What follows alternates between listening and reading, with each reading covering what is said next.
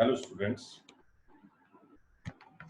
आज के सेशन में हम एरिया ऑफ ट्रायंगल के बारे में बात करेंगे। एरिया ऑफ ट्रायंगल का रिजल्ट क्या होता है? काफी रिजल्ट्स होते हैं यार। जैसे जैसे आप आगे बढ़ेंगे क्लासेस में काफी रिजल्ट्स आप लोग सीखेंगे, ठीक है ना। लेकिन आपके लेवल पे 9th या 10th लेवल पे जो रिजल्ट्स आपको मालूम होने चाहिए वो क्या है, और लाइक उनमें से कुछ के एक्सप्लेनेशन तो भी पॉसिबल है, कुछ होते तो हैं लेकिन अभी आपके लेवल पर पॉसिबल नहीं। ओके, तो मेनली इस सेशन में मैं एरिया ऑफ ट्रायंगल के रिजल्ट्स के बारे में आप लोगों को बताऊं। ओके, ध्यान से समझिए।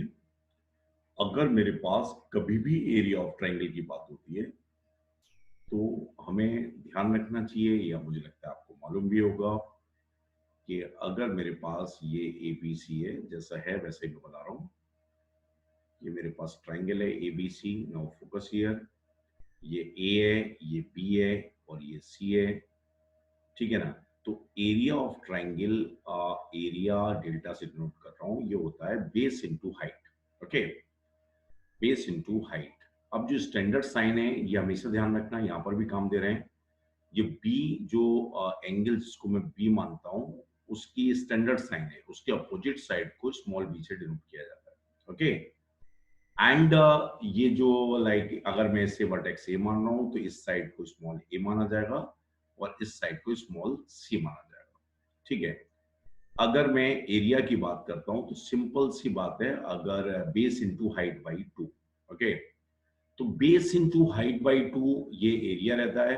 अगर मैं इसको बेस मान रहा हूं तो मेरे पास क्या आ जाएगा, बी इंटू h1 बाई 2, ये एरिया आ जाएगा। यहाँ से लेंथ ऑफ परपेंडिकुलर क्या होगा, h1 होगा। सही है, बात समझ आ गई।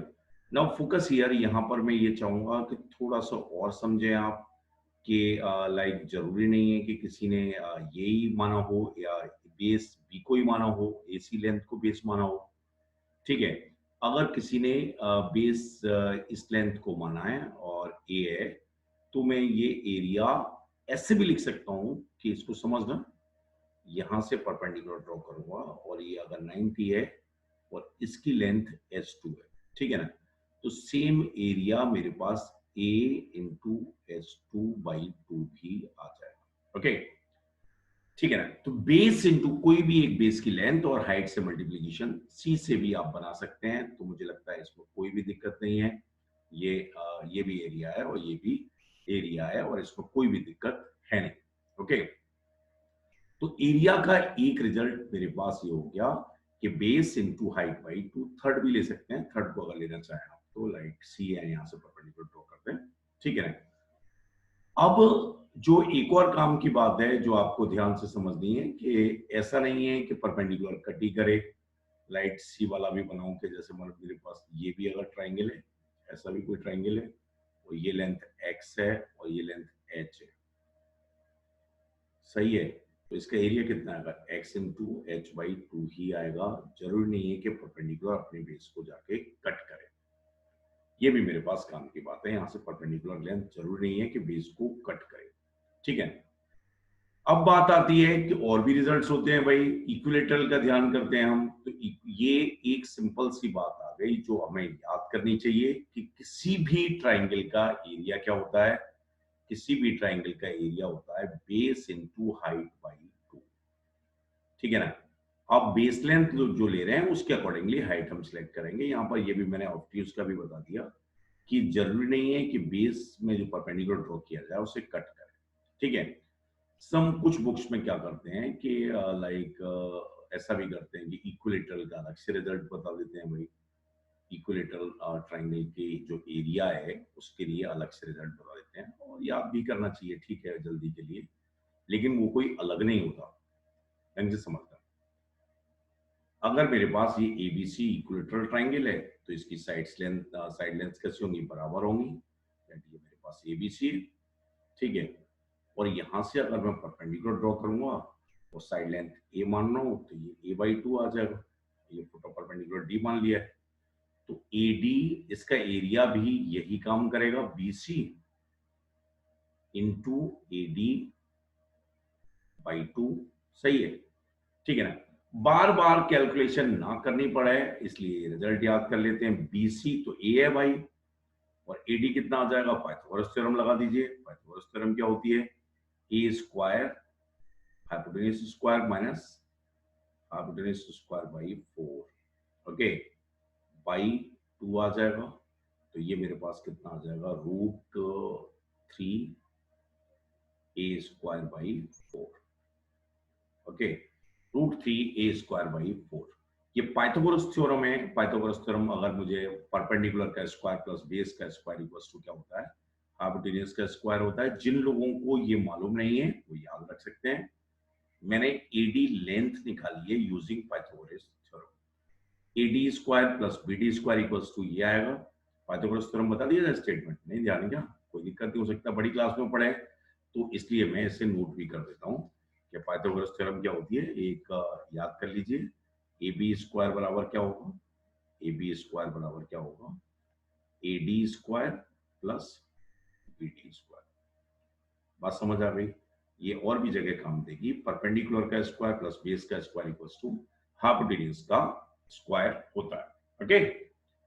अब मेरे पास एरिया का ये रिजल्ट आ गया है, ध्यान से समझिए। एंड ये जो बात है, ये रिजल्ट 3√3/4 ए स्क्वायर होता है, ये मेरे पास बात आ गई। एक और आपके लिए काम का रिजल्ट है, वो हीरोन्स एक मैथमेटिशियन हुए हैं, उन्होंने बात दी है। हीरोज फॉर्मूला करके हम उसकी बात करते हैं। वो क्या होता है कि ध्यान से समझना है, इसका भी यहीं से आया है, लेकिन इसका एक्सप्लेनेशन के लिए काफी कंसेप्ट की जरूरत रहती है। आगे की क्लासेस में आप इसे सीखेंगे, ये भी यहीं से आया है, कोई नया रिजल्ट नहीं है, ध्यान रखना। लेकिन इसके एप्लीकेशन आपके लेवल पे काम के हैं और रिजल्ट आपको याद करना है। रिजल्ट है क्या है कि ये मेरे पास ट्राइंगल है, ध्यान से समझना, ये ट्राइंगल है और ट्राइंगल में स्टैंडर्ड मैं क्या मान रहा हूँ, स्टैंडर्ड साइड्स ए को अपोजिट क्या है मेरे पास, देखिए ना, ए के अपोजिट स्मॉल साइड ए है और इस ट्राइंगल की बात हो रही है, ध्यान से देखिए, इस ट्राइंगल की बात है। और इसमें क्या है मेरे पास, ए के अपोजिट ए है, बी के अपोजिट बी है और सी के अपोजिट सी है, ओके। तो ये ऐसा है अगर, तो ध्यान से समझना, ये मैंने क्या किया, मैंने क्या किया, ढंग से देखना है, ये कैसा आएगा, ये मेरे पास लाइक ये ऐसा आ गया, ध्यान से समझना। सेमी पेरीमीटर मैंने डिफाइन किया, a plus b plus c by 2 तीनों का सम बाई 2, ये ध्यान रखना। एरिया का रिजल्ट क्या होता है, सबसे पहले एस निकालना है, ठीक है, सेमी पेरीमीटर निकालना है, ए प्लस बी प्लस सी तीनों साइड्स का सम बाई 2 को मुझे कैलकुलेट करना है।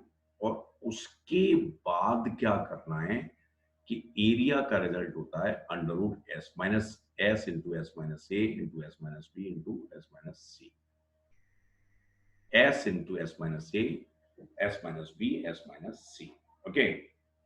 और अगर आपसे कोई कहे कि ये अलग रिजल्ट है तो ठीक है, अभी तो ठीक है, लेकिन ये भी यहीं से आता है, base into height by 2। Area के लिए जो भी कोई रिजल्ट है वो सभी के सभी रिजल्ट इसी की हेल्प से डेवलप होते हैं और यही मेरे पास क्या है, कोड रिजल्ट है। एरिया ऑफ ट्राइंगल को कैलकुलेट करने के लिए यही कोड रिजल्ट है। बात समझ आ गई, base into height by 2, okay. तो ओवरऑल मैंने यहाँ पर 3 बातें बताई, दोबारा से रिपीट कर रहा हूं। एरिया ऑफ ट्राइंगल की अगर रिजल्ट की हम बात कर रहे हैं तो हमें कभी नहीं भूलना है, एरिया ऑफ ट्राइंगल क्या होता है, base into height by 2, okay. चाहे ऑब्ट्यूज हो, जरूरी नहीं है कट कर सकता है, बेस जो लेंगे उसकी करस्पॉन्डिंग हाइट लेंगे, दूसरी बात ये बताइए। और मेरे पास एक बात ये भी आ गई कि इक्विलेटरल ट्राइंगल के एरिया कितना आता है, √3/4 ए स्क्वायर, इसे भी ध्यान रख सकते हैं, ठीक है ना, इक्विलेटरल ट्राइंगल के लिए। And third one s define करके, root of s minus s into s minus a, s minus b, s minus c, ये मेरे पास एरिया होता है। तो आगे के सेशन में मैं इसके इलस्ट्रेशंस दूंगा और मुझे लगता है कभी भी ये आपको नहीं भूलना, ओके, ठीक है। तो आपके लिए एरिया का मतलब अब क्या क्या होना चाहिए? एरिया का मतलब है base into height by 2।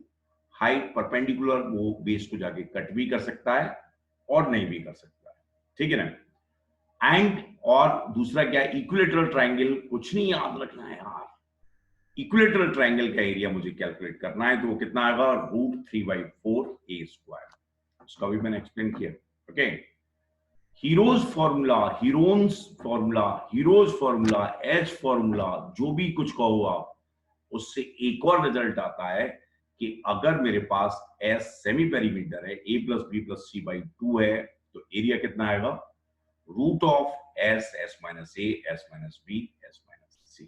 Okay, तो ये आप अच्छे से तैयार करें और आगे के सेशंस में मैं इसकी प्रॉब्लम्स लूंगा। ओके।